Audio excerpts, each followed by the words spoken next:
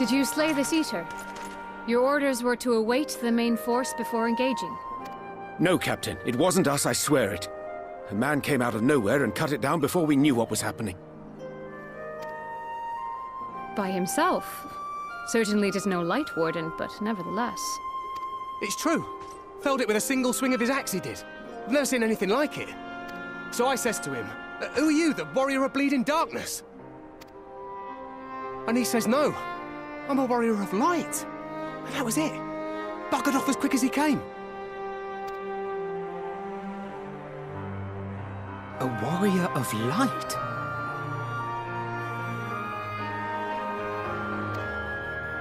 Why would someone go around calling himself that, though? It was those bastards who caused the flood.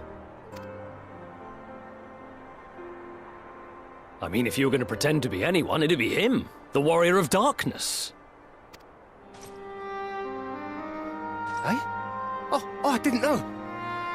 It's an honor.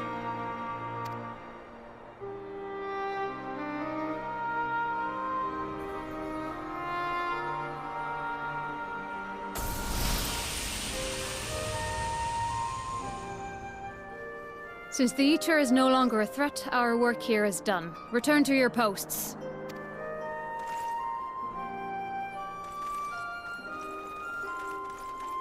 I had hoped to fight at your side today.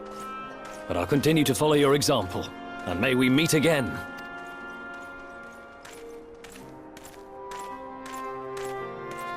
I apologize for the wasted journey. It seems I overestimated the threat. As for this warrior of light, I do not know who would be brazen enough to take that mantle for his own. Whatever it may once have meant, it is forever tainted by the association with the Flood. The Exarch told me the truth of Ardbert and his comrades' deeds, and I am aware they played some part in your own triumph. But to most, they are synonymous with the calamity that befell this world.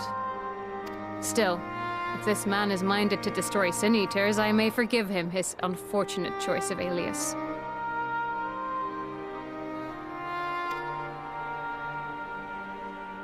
But that is neither here nor there. I thank you for accompanying me.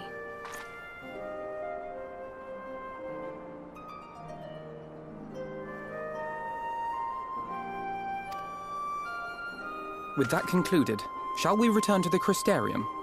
There is a proposal I should like to make.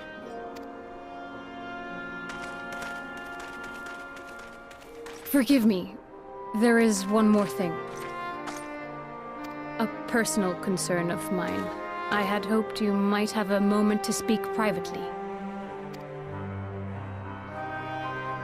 Take your time.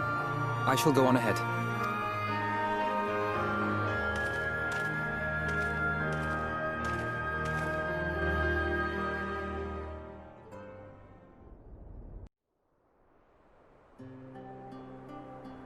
I will not mince words. This matter concerns the Exarch. Though his countenance belies his age, his demeanor never has.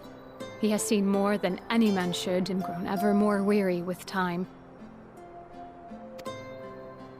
But I see I give the wrong impression. While it is true he attempted to open a letter with a salmon fillet the other evening, we are not here because I suspect his mind is deteriorating. Nor do I believe him to be so maddeningly unconcerned by the prospect of his own death as he once was. Indeed, the opposite is true.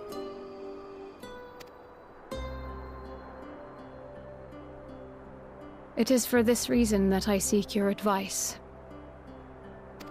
Since he returned from the Tempest, the Exarch is not as he was. He seems a different man, a younger man. I know not the details of his research, but when I saw him at work recently, there was a glint in his eye that I had never seen before. He looked happy. It was as if he had peered into the future and for the first time found joy there. Though it gladdens me to see him thus, I wonder if I should not keep my distance. I fear that my presence will only anchor him to the past. Remind him of all the pain that came before.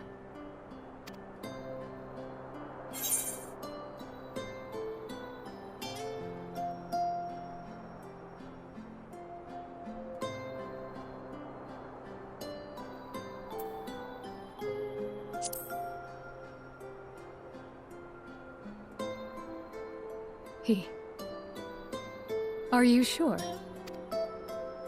Then perhaps we might remain as we were. As we have always been. What a relief.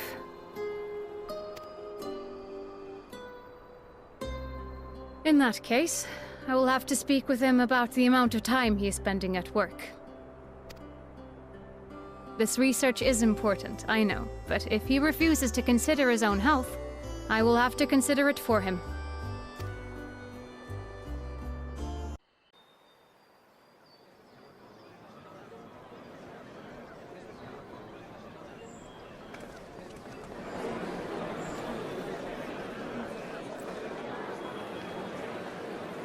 Yes, this looks to be nearly everyone. Let us begin, shall we? Though I am usually the first to hold forth at such events, I think on this occasion that honor should fall to you.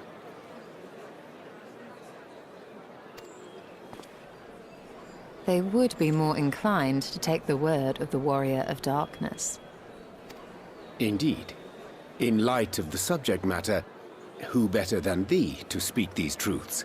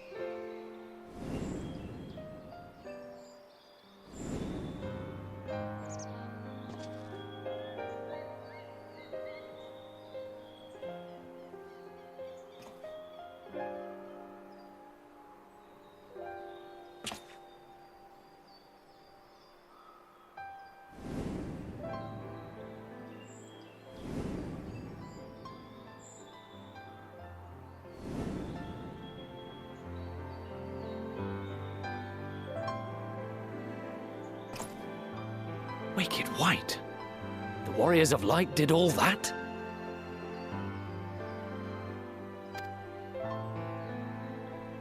So they never... I mean, they only ever wanted to help. And when everything they'd done turned to ash, they still carried on. They gave everything to stop the flood. First their lives, then their souls. And they managed it too, in the end. They saved us. And we cursed their names.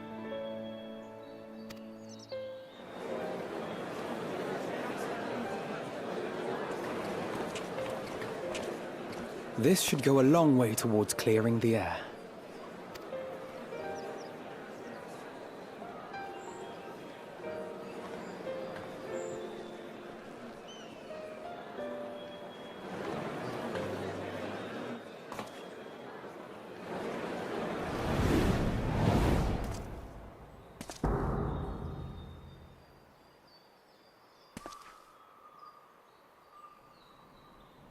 Impossible.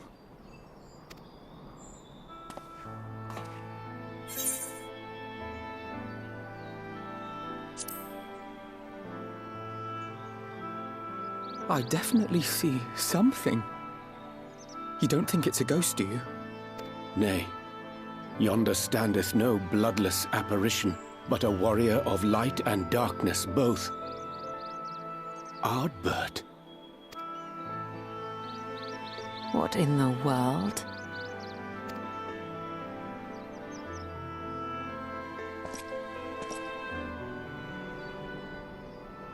It's you! The one who slew the Eater!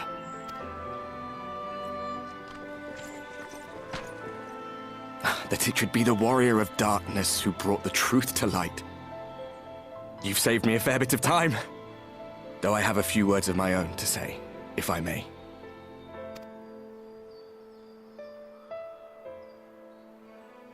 People of the Crystarium! I am Ardbert, one of those you know as a warrior of light. That's impossible. You should be dead. Aye, that I should. But as the world has been given new life, so too have I.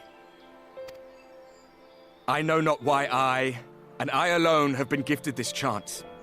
But I do know this. Only by the will of the star itself could such a miracle come to pass. The hero who stands before you now, the warrior of darkness, is not of this world. And the day will come when he must return to his home.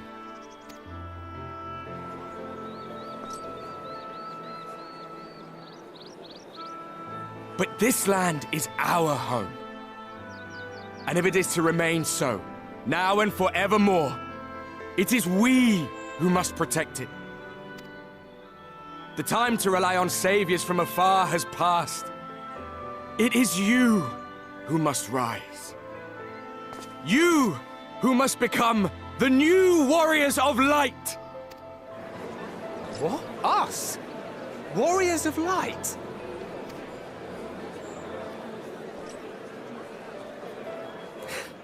None of us were born heroes, my friend.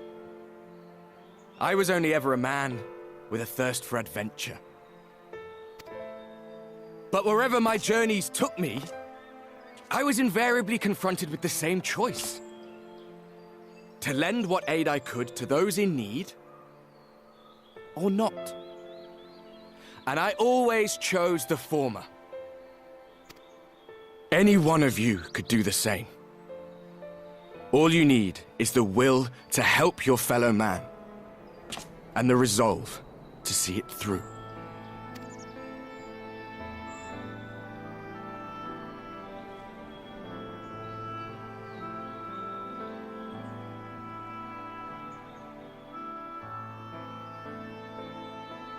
From thine own lips did we learn of Ardbert's fate, and by thy countenance I gather thou art not inclined to recant thy testimony. Yet whosoever this man may be, his words hold truth and resonate with the citizenry besides. For us to voice our doubts here and now would serve but to sow disquiet. 'Twere better we retired unto the ocular and there discuss this matter in private. Go. I will stay here and watch.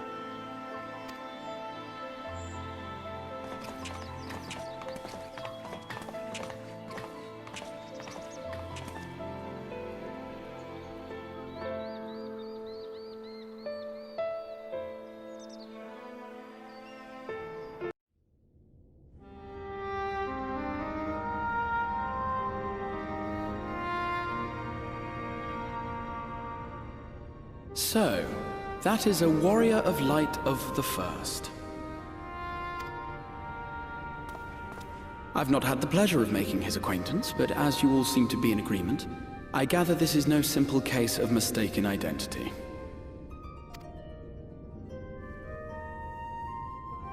As far as I was able to discern, that was indeed Ardbert. It has been a long time, but not that long. Could he truly have been resurrected as he claims?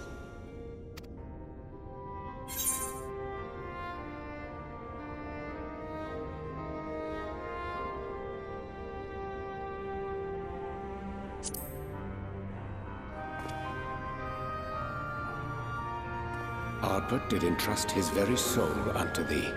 I see no reason to question thy judgment. Nor I. To my eyes, your ether burns as brightly as the day you slew Emmett Selk. That is proof that he is with you still.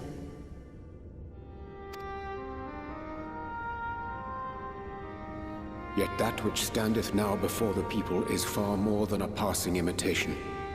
I am reminded of the cardinal virtues, though a sin-eater he is not. which leaveth but one plausible explanation.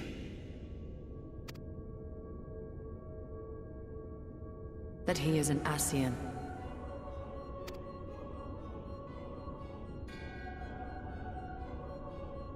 Given their fondness for posthumous possession, I would have to agree. From what I understand, the Warriors of Light were laid to rest in Yulmore by those whom they had aided in life. At the time, some few still remembered them as heroes. Needless to say, 4 of them were subsequently exhumed to serve as the virtues. And if one knew where to look, Ardbert too would not have been difficult to find. Assuming then that this is indeed the work of an Ascian, my mind inevitably turns to the last remaining paragon to survive the Sundering.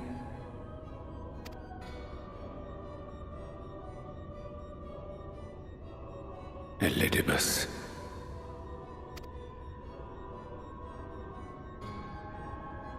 That Xenos hath reclaimed his own flesh is known. Thus evicted from his borrowed form, and cognizant no doubt of Emet-Selk's failure here in the First, 'tis quite possible the emissary chose Ardbert for his next vessel. Inhabiting the flesh of the fallen? My, that is unsavory. And they do this often, you say? Verily, for they possess no corporeal forms of their own. In what one may term their natural state, none save those gifted with the echo can perceive them. Indeed, when Elidibus intruded upon the waking sands, his presence did go unmarked by all save Minfilia and the Warrior of Light. On that occasion, I myself remained ignorant of his coming until after his departure. It was only at a later juncture, when he deigned to appear before me in borrowed flesh, that I was finally able to take the measure of him. In such puppetry do the Ascians engage when they seek to influence the course of history. And they have gained much by it. Emet-Selk single-handedly built the Garlean Empire in this manner, while La Hebrea came close to conquering Eorzea, having taken possession of Thancred's living body. Yet it must needs be noted that the Ascians cannot avail themselves of all mortal vessels. For were they able to do so, none would serve as a better pawn than our own redoubtable champion. Mayhap the blessing of light shieldeth Hydaelyn's chosen from Ascian influence. Or mayhap other forces are at work. We cannot say for certain. Whatever the reason, I hope it holds true. I dare not contemplate what might come to pass otherwise. Is it not peculiar, then, that Ardbert's mortal remains should be susceptible, given that he was once a warrior of light? Or did the final departure of his soul make it possible, perhaps? Regardless, to hear an Ascian use him to call forth new warriors of light boggles the mind.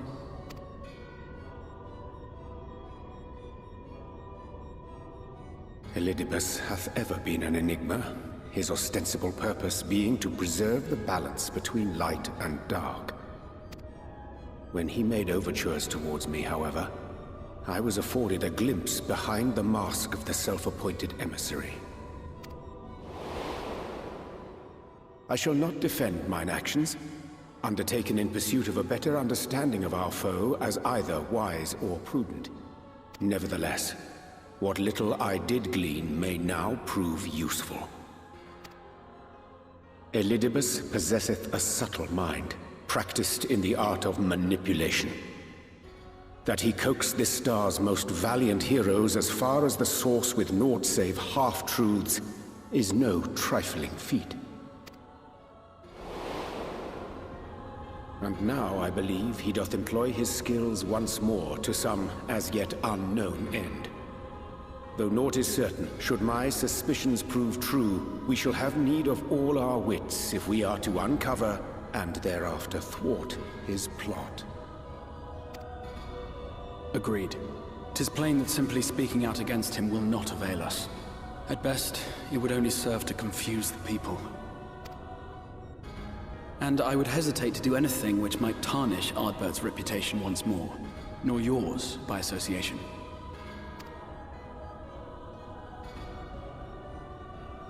That being the case, it may be wise to keep a covert eye on this Ardbert's movements, as we attempt to discern his purpose and how best to mitigate his influence.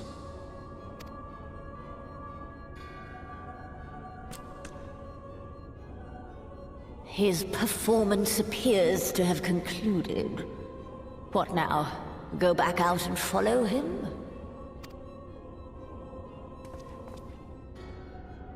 It would appear Master Alphino already hath pursuit in mind, and I suspect one pair of eyes shall better serve our cause than half a dozen. Let the rest of us maintain an inconspicuous distance, for the present at least.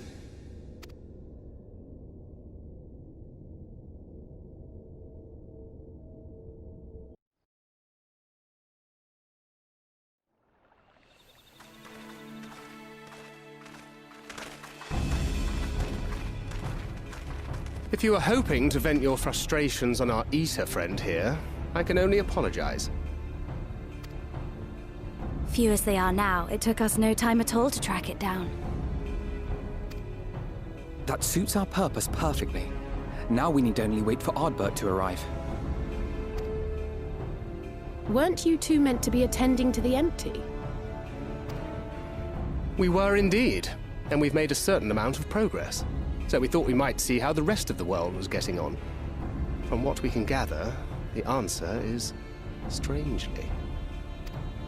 Right now, we think we can do more good here. It is heartening to have all present. Indeed. We will be glad of the additional hands should matters escalate. Our quarry is come.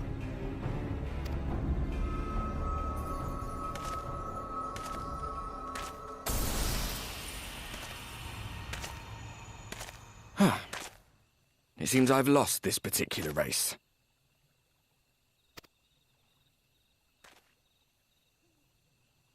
Although I suppose it's only fair.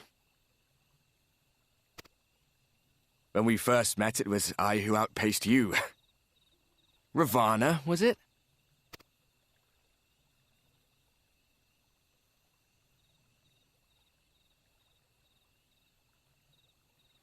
But where are my manners? I wouldn't be here were it not for you, and I have yet to say a word of thanks.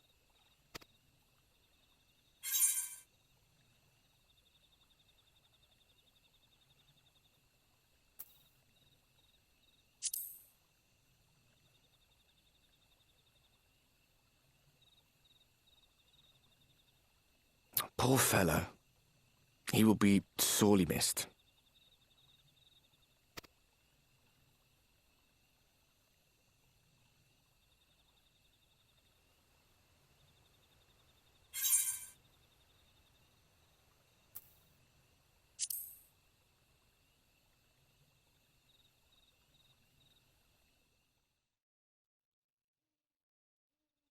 Very well.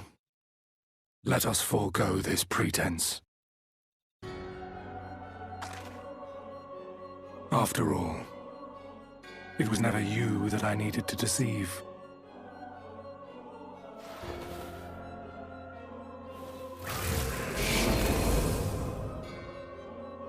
Yes, it is I, Elidibus. Through your time in Emetzelk's imitation of our home, I dare say you have gained a better understanding of my role since last we met. Not that it matters.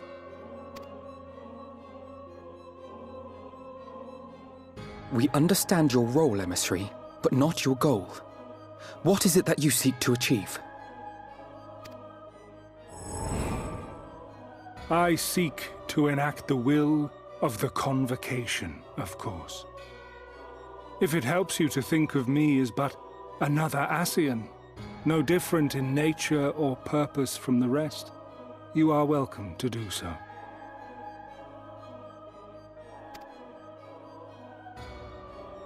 Once, I would have said your goal was destruction alone. Now I understand that you fight for something you love, just as we do. Yet though we seem doomed to clash, I bid you consider Emmett Selk's final words. Remember that we once lived, he said.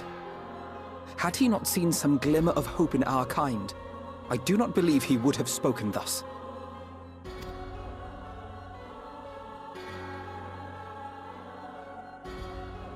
None better understood your plight than he. His words must surely be worthy of your consideration.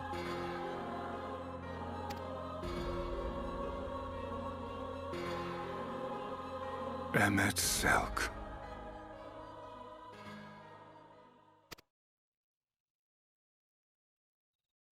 How very unlike you to err so gravely. That one should stray at the end of so onerous a path is understandable, but I had thought you above such weakness. Mayhap you thought the same. Would that I had been present to offer correction. But I shall do so now, as is my duty, and return all to its proper course. As for you, look at yourselves.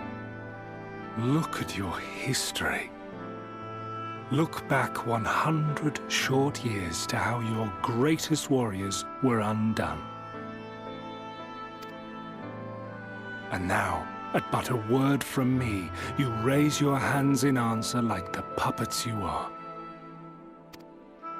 Naught has changed.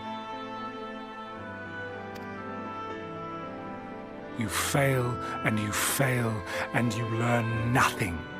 Allow that which is most important to slip through your fumbling fingers like so many grains of sand, again and again and again, and you would remember us. You do forget yourselves.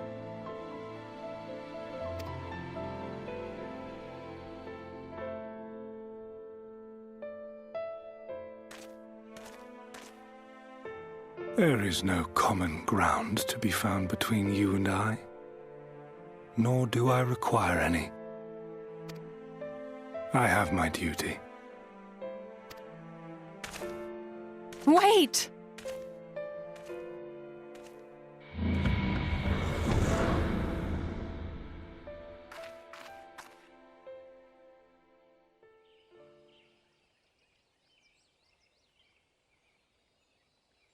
Well, we have confirmed the identity of our foe at least, and 'tis safe to say his objective is the rejoining. But we still have no idea how playing the part of a warrior of light will further his cause, nor why he would spur others to do the same.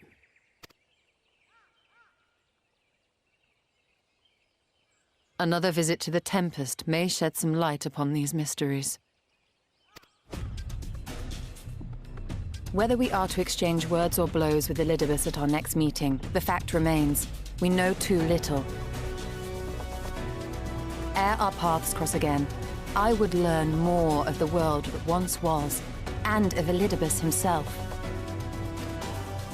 In this, we would be best served going directly to his home, much as Emmett Selk came to ours. Though I see the wisdom in thy suggestion, the Amarot we visited is but a phantom born of Emmett Selk's memory. I fear it will teach us little that we do not already know. I quite agree. Yet the ruins of the actual city remain unexplored. Given the vastness of the Tempest, I should not be surprised were there more such structures like to those in which the Ondo reside.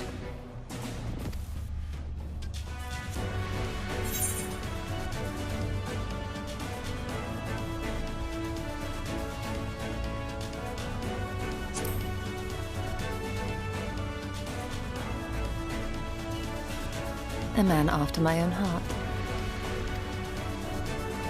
Assuming we are all in agreement, then I suggest we first pay a visit to the Ondo.